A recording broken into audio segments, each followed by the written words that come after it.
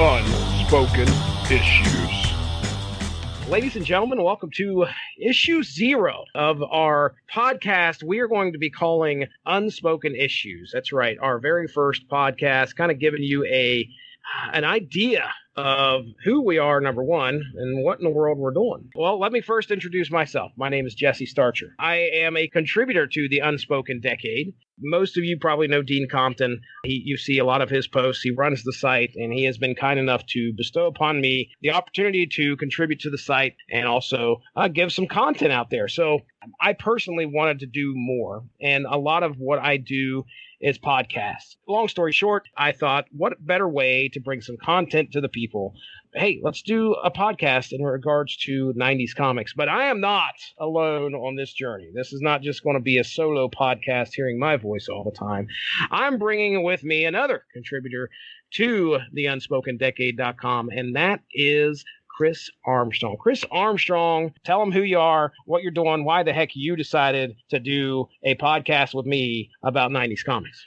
I got to know Dean, who runs UnspokenDecade.com, through the Ultraverse fan group on Facebook, which we'll get back to in a few minutes. So that's how I became familiar with the Unspoken Decade. And after seeing some really cool stuff pop up on there, I asked him if I could contribute a Savage Dragon article a couple years ago.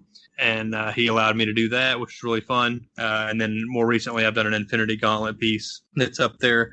But I really like the Unspoken Decade, and I've done one. We together with Dean had done one Unspoken Decade podcast last year, but we wanted to kind of focus more on kind of like the dollar bin dives, the single issues of 90s comics. Yeah, me and you have had a little bit of experience podcasting together here. You had come on to my podcast.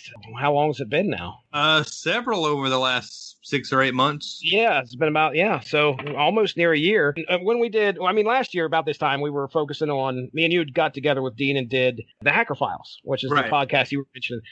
So we've got a little bit of a rapport, and we both enjoy 90s comics. This should be a fun time. I've been podcasting for about 5 years now, maybe a little bit longer than that. I do know this October will be the 5th year anniversary of my own personal podcast, Source Material. Also do a podcast called The Metal Hammer of Doom. So I have also podcasted about metal for quite a while, at least for the last 3 years. And just about anything else I could get my toes into. I initially got into podcasting with a buddy of mine talking sports. He wanted to do a sports podcast. So we jumped in there, did something called From the Cheap Seats. We did that for about 2 years. And then life comes a calling. Podcasts are unfortunately usually on the back burner, especially when a new job comes in. So we kind of set that to bed, and then I've really focused on my own.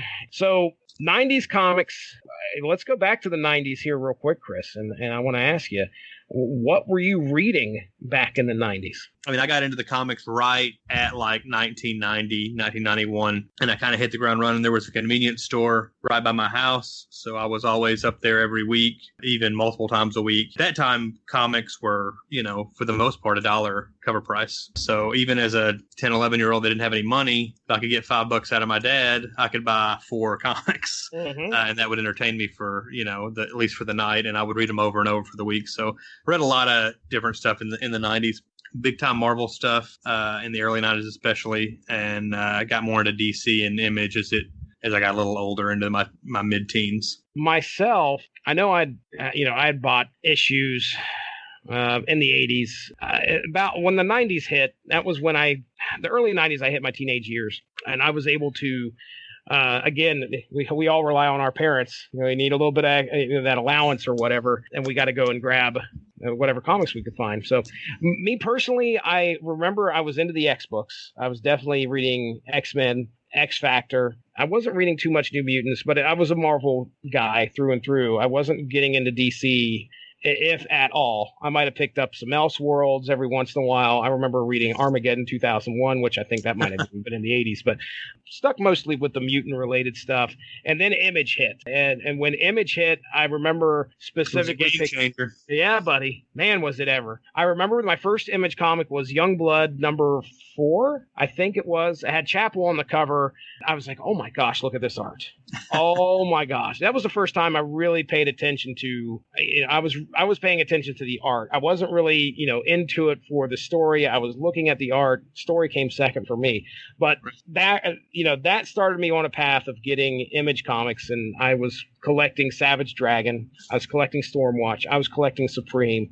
I still had my X books. You had your pull list. At least I did. I was lucky enough to have a comic book store in my area. So I had a pull list and everything at my store.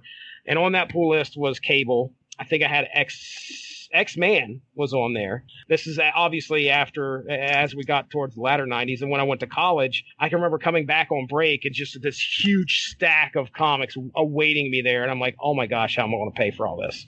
I made it work, though. Somehow made it work. But yeah, Image guy, Marvel guy, rarely got into DC. I don't know if it was just something where I wasn't into it. Ultraverse, Malibu, or whatever, man, off my radar. Valiant, I had some Valiant comics, and usually I was picking those up in like the back issue bins for $1 or whatever they were. Got a huge run of Eternal Warrior. I had some Bloodshot. I was a bit interested in some of the stuff, specifically the crossover between Valiant and Image with Deathmate. I'll call it Darker Image. That is not correct. But yeah, I'll have to do Darker Image at one point because it's the only issue in the entire series. That's it. That's all you have. And I bought 4 books because I had to get each trading card. So yeah, I have a big affinity for the 90s comics because that's kind of where I really started getting into it. That's really where I started just taking the time to collect. And I was a bit of a speculator. I will say that I wasn't as bad as some of the people I knew when it came to buying a book. I get that number 1 issue because it's going to be that number 1 Generation X, thousands and thousands of dollars. So put your kids through college. Yes, sir. I was going to say, you talked about transitioning kind of from Marvel to Image. Like when Image hit, I would see ads for it like in Wizard and stuff. My instinct was that's rip off Marvel stuff. I don't care about any of that. And the art wasn't a big deal to me. Like the art, if it was really bad, would affect how much I enjoyed a comic. As long as it was decent and I could follow the story, that's what really mattered to me. And then Image hit. And because my older brother was interested in some of the Image stuff, I started reading some of those. And that's when it hit me like, oh, these were the guys that were doing X-Force 6 months ago. This is the guy that was doing Spider-Man 6 months ago. The art became a much bigger deal to me once Image hit. And I started really gravitating towards that stuff. And plus the art at Marvel kind of started to take a step back because they lost so many of those great artists, and they replaced them because they were experiencing this boom in the industry. They were publishing hundreds of books, Marvel and DC were. So they were getting whoever they could to just get in here, draw this, get it out on the shelves. So that resulted in a lot of bad art, especially that was kind of industry wide, honestly. But yeah, you mentioned you were kind of off the radar with Ultraverse. I was lucky that convenience store by my house carried Ultraverse comics. Because the same thing as when Image hit, whenever Ultraverse started popping up, I thought they looked lame. I didn't care about that. But I gave Prime #1 a shot, probably largely because of Norm Brayfogel's artwork. Really loved it. Plus, it was a 13-year-old protagonist. I was 13 when that came out.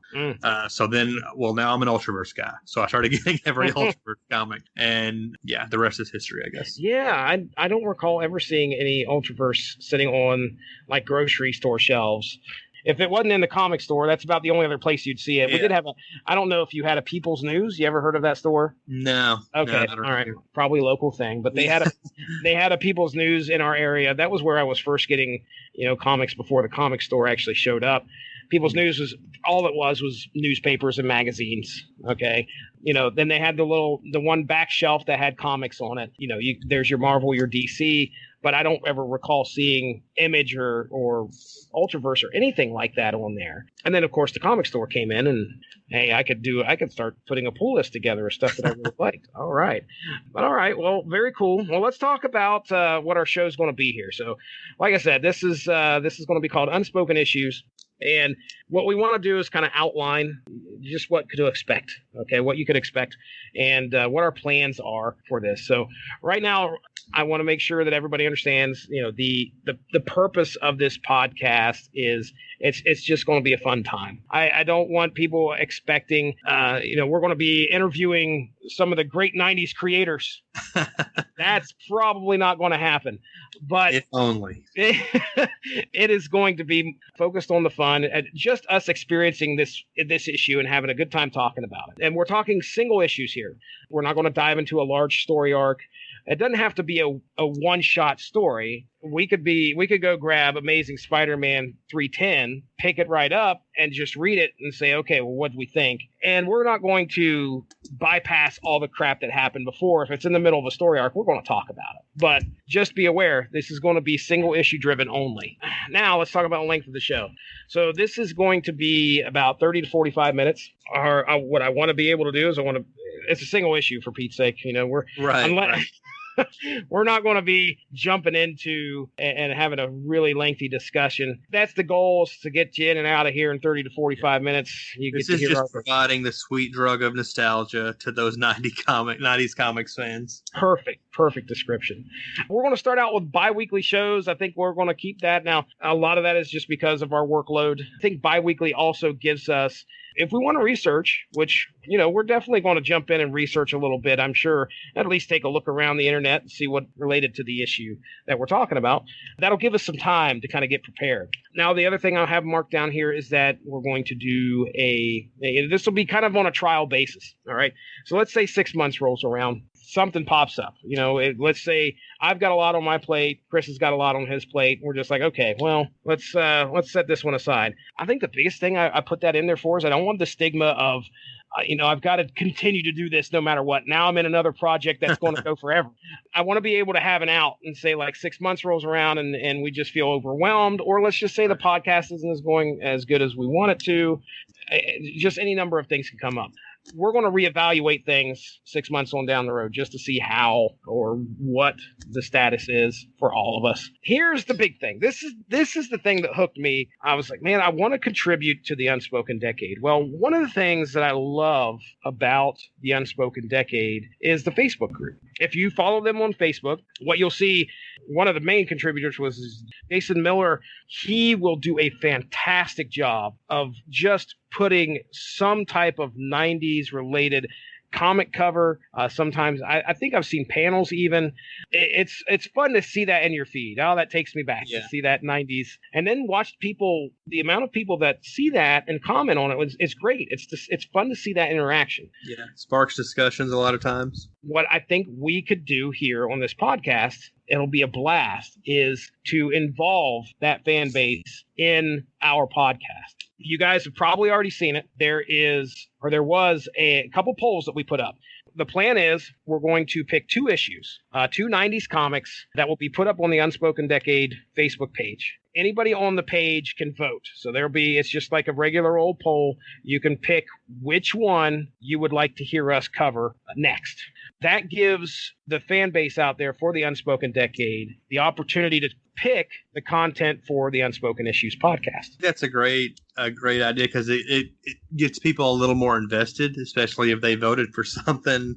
Check in on us and see what we thought about that book that you were excited about. I think it's good to help build up that community, because the Unspoken Decade, there's a lot of people that visit that site and the Facebook page especially, and there's a lot of good conversations going on the message, on the comment sections, and a lot of those posts. So this will be a good chance to boost that stuff. Yeah, and I have no problem kind of taking a look at those comments and just I don't know if we'll be naming names, but we might be like, oh, so and so said this, or we've got a comment that said this and that, and let's spark some discussion for sure on our podcast between us as well. So that'll be fun. And maybe at some point we might take some suggestions. So if I don't know if that's something that's going to be immediately happening, but we might be able to take some suggestions for some issues that people want to see, and then we'll put them up for vote. Oh boy, that could be interesting.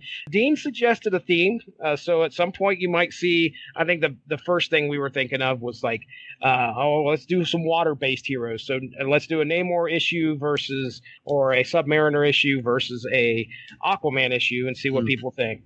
as for who's going to be hosting the show and how you can find us, right now we're going to be using the Rattlich in Broadcasting Network. You'll be able to find it on the UnspokenDecade.com.